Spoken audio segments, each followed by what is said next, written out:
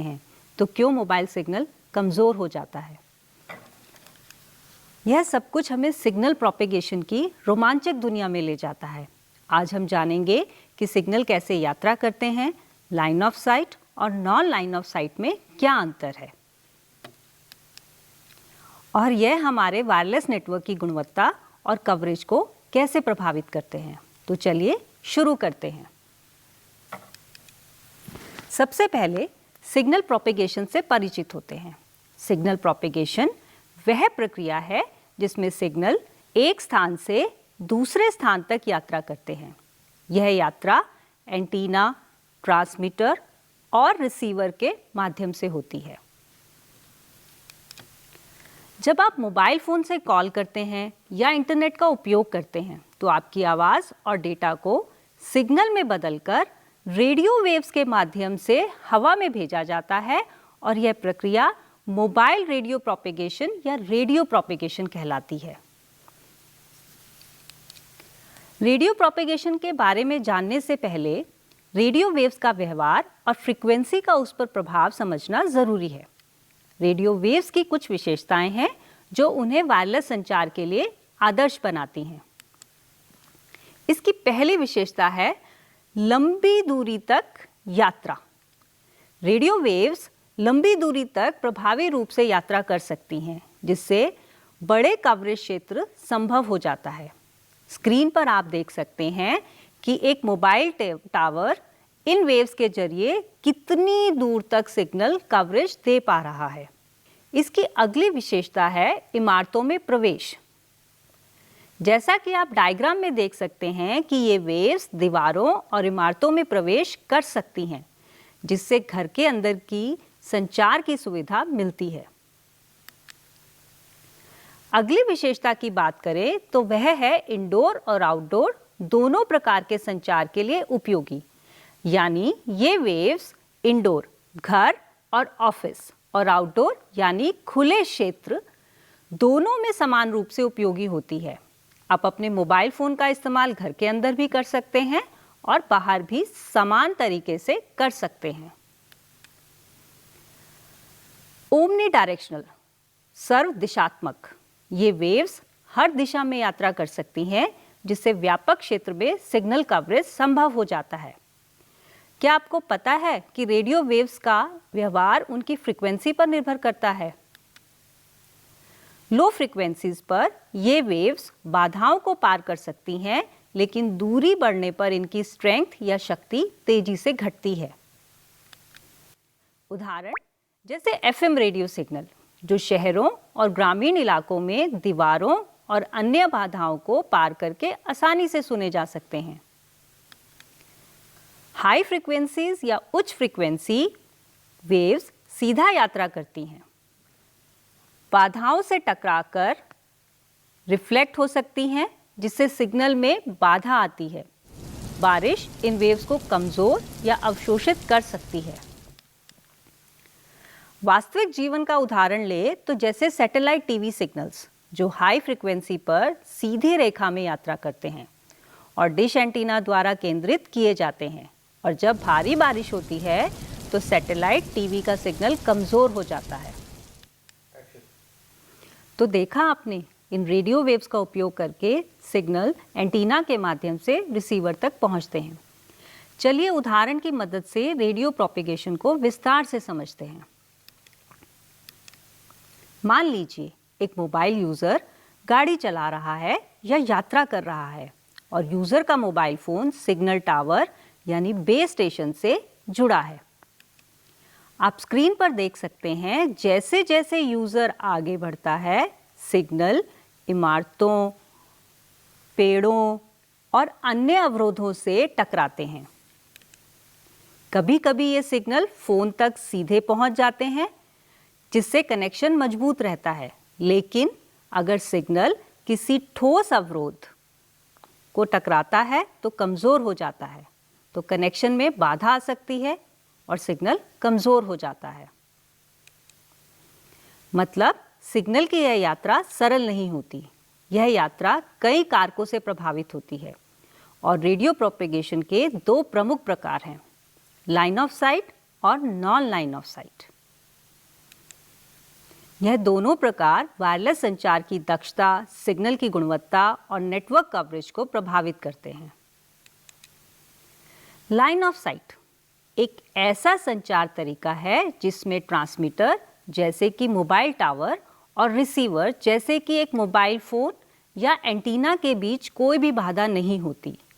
इस मॉडल में आप देख सकते हैं यह मोबाइल टावर एक मोबाइल यूजर जो इस कार में बैठा है उसको लाइन ऑफ साइट सिग्नल दे रहा है।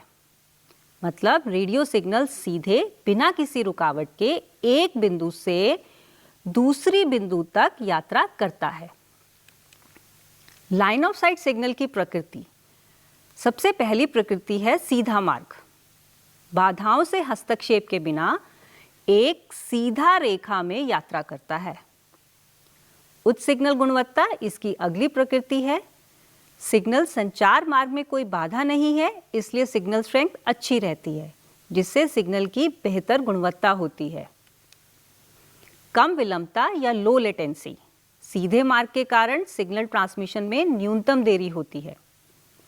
लाइन ऑफ साइट का उपयोग आमतौर पर माइक्रोवेव, मिलीमीटर वेव्स जैसी हाई फ्रीक्वेंसीज के लिए किया जाता है। लाइन ऑफ साइट के उदाहरण की बात करें तो सबसे पहले है सैटेलाइट टीवी। छत पर स्थापित डिश सीधे सैटेलाइट से कनेक्ट होती है। दूसरा सबसे ज़्यादा यूज होने वाला उदाहरण है point two point microwave link. Telecommunication tower लंबी दूरी से कनेक्ट करने के लिए लाइन ऑफ साइट का उपयोग करते हैं।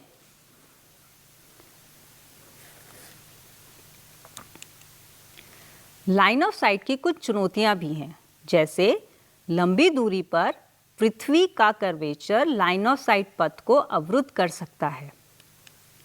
मौसम की स्थिति भी इस पर असर डालती है। बारिश, कोहरा और वातावरण की परिस्थितियां लाइन ऑफ साइट सिग्नल को कमज़ोर कर सकते हैं और इमारतें, पेड़ लाइन ऑफ साइट सिग्नल को बाधित कर सकते हैं। अब बात करते हैं नॉन लाइन ऑफ साइट की। नॉन लाइन ऑफ साइट तब होता है जब ट्रांसमीटर और रिसीवर के बीच का सीधा रास्ता भौतिक वस्तुएं जैसे इमारतें, पेड़ों से बाधित होता है। ऐसे में सिग्नल रिफ्लेक्शन, डिफ्रैक्शन या स्कैटरिंग के माध्यम से रिसीवर तक पहुंचता है। Non line of site signal की प्रकृति। सबसे पहले अप्रत्यक्ष मार्ग। रिसीवर तक पहुंचने के लिए सिग्नल कई मार्ग लेते हैं। एक, दूसरा, सिग्नल गुणवत्ता में कमी।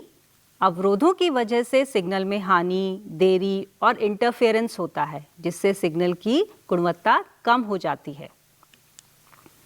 मल्टीपाथ प्रोपेगेशन या प्रसार। सिग्नल दीवारों, सड़कों और जल निकायों जैसी सतहों से टकराकर मल्टीपाथ प्रभाव देते हैं। उदाहरण से समझते हैं। शहरी मोबाइल संचार। शहरों में इमारतें अक्सर मोबाइल फोन और टावर के बीच में सीधे रास्ते में बाधा डालती हैं, जिससे सिग्नल को रिफ्लेक्ट या स्कैटर करने की आवश्यकता होती है। Indoor wifi. एक कमरे में रखे वाईफाई राउटर को दूसरे कमरों में उपकरणों को जोड़ने के लिए दीवारों और फर्नीचर के माध्यम से सिग्नल प्रसारित करते हैं। नॉन लाइन ऑफ साइट की कुछ चुनौतियां इस प्रकार हैं। Signal attenuation. सिग्नल प्रोपेगेशन मार्ग में बाधाएं सिग्नल को कमजोर करती हैं। इंटरफेरेंस। रिफ्लेक्टेड सिग्नल्स एक दूसरे के साथ इंटरफेयर कर सकते हैं, जिससे सिग्नल डिस्टॉर्शन हो सकती है। लेटेंसी इसकी अगली चुनौती है। लंबा और इनडायरेक्ट सिग्नल मार्ग ट्रांसमिशन में डिलेज या देरी का परिचय दे सकते हैं। लाइन ऑफ साइट और नॉन लाइन ऑफ साइट की तुलना करें तो हम एक दूसरे से ये कैसे अलग हैं देख सकते हैं। जैसा कि इस टेबल में दिखाया गया है, लाइन ऑफ साइट और नॉन लाइन ऑफ साइट का मार्ग प्रत्यक्ष और अप्रत्यक्ष है। लाइन ऑफ साइट की सिग्नल स्ट्रेंथ उच्च है और लगातार मिलती है, वहीं नॉन लाइन ऑफ साइट की सिग्नल स्ट्रेंथ कमज़ोर होती है और परिवर्तनीय होती है।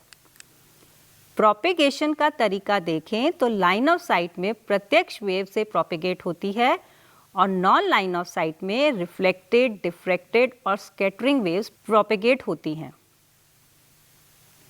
उच्च फ्रीक्वेंसीज जैसे माइक्रोवेव और मिलीमीटर वेव्स का यूज़ होता है लाइन ऑफ साइट में, और लो फ्रीक्वेंसीज जैसे रेडियो वेव्स और उप गीगाहर्ट्ज़ बैंड का इस्तेमाल होता है नॉन लाइन ऑफ साइट में।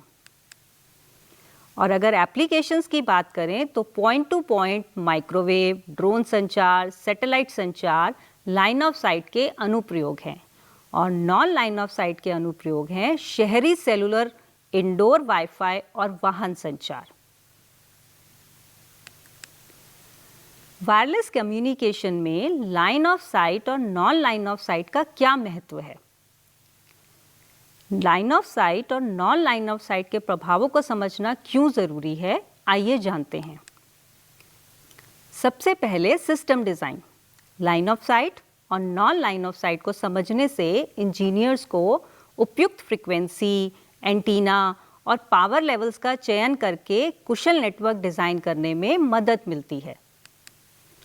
Coverage planning. नेटवर्क प्लानर्स चुनौतीपूर्ण वातावरण में भी सीमलेस कवरेज सुनिश्चित करने के लिए लाइन ऑफ साइट और नॉन लाइन ऑफ साइट के सिद्धांतों का उपयोग करते हैं। आज हमने signal propagation, line of site और नॉन लाइन ऑफ साइट को विस्तार से समझा।